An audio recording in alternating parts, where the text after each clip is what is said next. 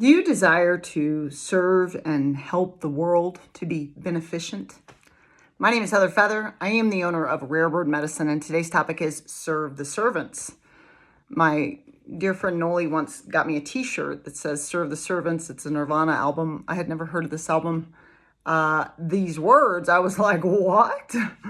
Get back to work, Heather. But it was a very refreshing combination of words, because I have often said throughout my life, I am a service-themed soul. I am driven to serve. I am driven, like if there's one massive impetus I could use to define me, it would be the desire to be beneficent, to be of service, to be helpful, to be of aid, to be a grace in any place I walk into. And certainly a tremendous amount of that stems from so many experiences of beings not saying that, and unconsciously often reflecting to me that I'm burdensome in some way. And I'm grateful to them because it's super activated that desire. And I also can see that, like, I as a soul and my oversoul, I was like, I am going to get in there and serve.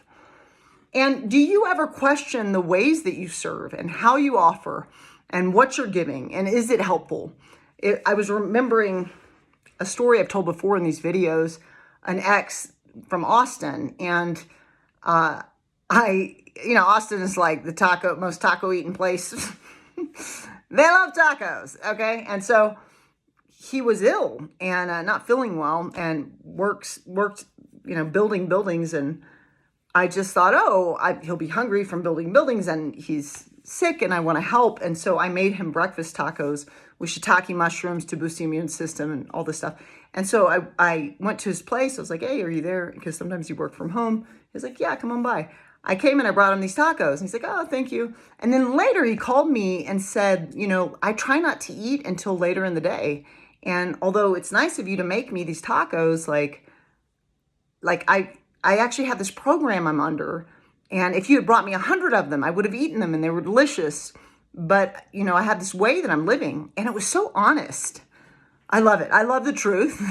It was also, my ego was like, I was being nice, blah. I'm supportive. But it really this has continued to ripple through me through the years of like, are you helping? When you're serving, are you serving? One way to know if you're serving is to ask questions. A lot of people, self-included, out of all 5 of my decades so far, I've poured a lot of water on the ground, spinning round and round, trying to serve everyone I can without checking in. I do it in jobs. I'll be like, this would help, and I see this need, and I'll fix that. And I've had people tell me, like, don't do these side projects. And it's like, irritating. Let's improve everything. Let's go. I'm serving the all. I'm serving everyone that works here. And sometimes that's not, it's like, if you're employed, you are there to offer your gifts and services in the way that the person that hired you wants you to use them. And so we may have our own ideas of like, no, this is a good idea, and therefore it should be done.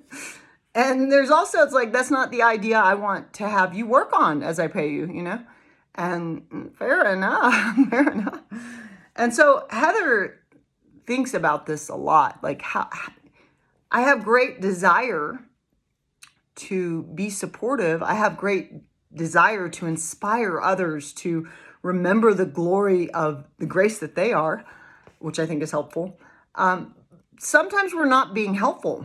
And Heather, as much as she wants to be helpful and supportive, can be wildly selfish. We all have egos. We all are selfish, to varying degrees. It is just part of the matrix of having an ego and being a being. And part of really being able to serve is really being able to communicate.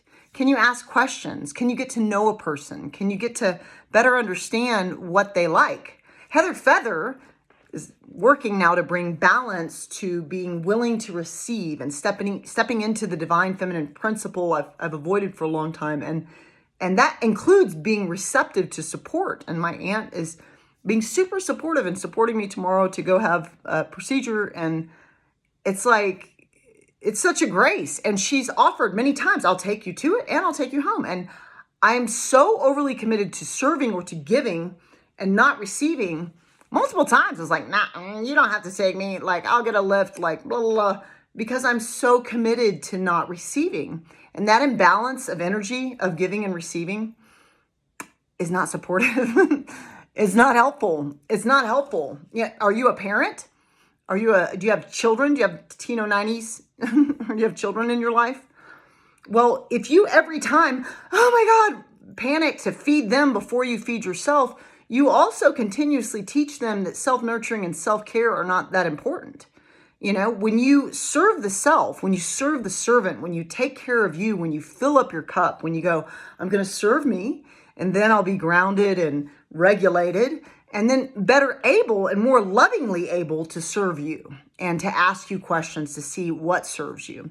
Sometimes what serves people is for them to not be engaged with.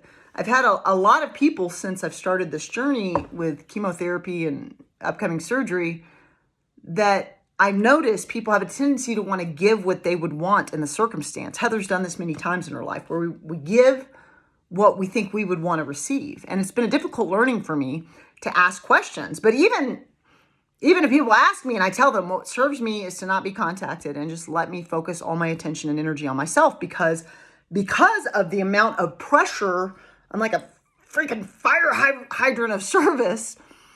Yeah, I was talking to my sister about it today. I am not the one right now to stop this fast moving train or the fire hydrant.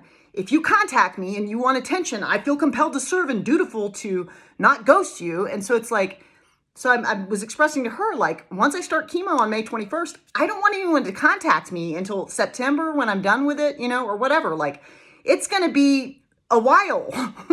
And I just want space to not have to be able to feel responsible, aside from all the things I'm responsible for still through this process. And, I just want to focus on me. And that's not an affront to anyone. It's not an offense to anyone. But sometimes people even hearing the words, I've had lots of feedback of like, it helps to have people or community. It's like, maybe that helps you. But if you ask me what would help me right now, it's for me to not feel responsible for relationships while I'm feeling responsible for healing the self. And I am made of tremendous activated energy. And it takes tremendous focus to not dip into just, I don't care, I don't want to have to heal the self, or all the things. It's a many-faceted crystal existence. So just because I've decided to heal myself doesn't mean every moment of every day I'm motivated to do it, And it takes energy for me to move that pendulum, and I'm not wanting to expend extra energy. And my sister was really hearing me today. And it's nice when people can hear you and they can receive you and go, okay, if I truly want to help you, if I truly want to serve you, I'm going to give you what you say you're wanting. And this is part of why it's so precious and so valuable, to be honest. My mom helped me when I was younger because she told me, you can always come back to a conversation. You can always come back to a person. You can always clean it up. If you didn't serve in the way you wanted, you can always come back and say, I'm sorry, I don't think that really served you. And my aim was to serve. And I want you to know that I'm going to work to listen more. Or communication is a great balm to many things. It is the way we get gnosis or become a knower, is to communicate about things. And so one of the things we can be in communication with, if we have an outward focus, giving, service-oriented spirit, is not only communicating with others before we serve, but communicating with the self. So Heather's been doing, because I tend to be hungry and tired because I just like, hey, I'll get back to all this, get to work, tuts, And I have been working to slow down. And what serves Heather right now is to not be so 90 to nothing. I got to build this empire of this magical, mystical school and blah. It's like I really let myself take some days off. I'm trying to have every Sunday off and have one day a week. I'm always off. And some days I'm not, if I'm ill from what I'm going through, I don't force myself to exercise. I'm trying to soften and allow myself. Can I rest? Can I play? Can I enjoy my life? Do I always have to be in a state of service? Maybe it's time for me to serve the servant. You can always subscribe to Rare Bird Medicine on YouTube, like and comment there. Heather Feather always loves your thoughts. Amun.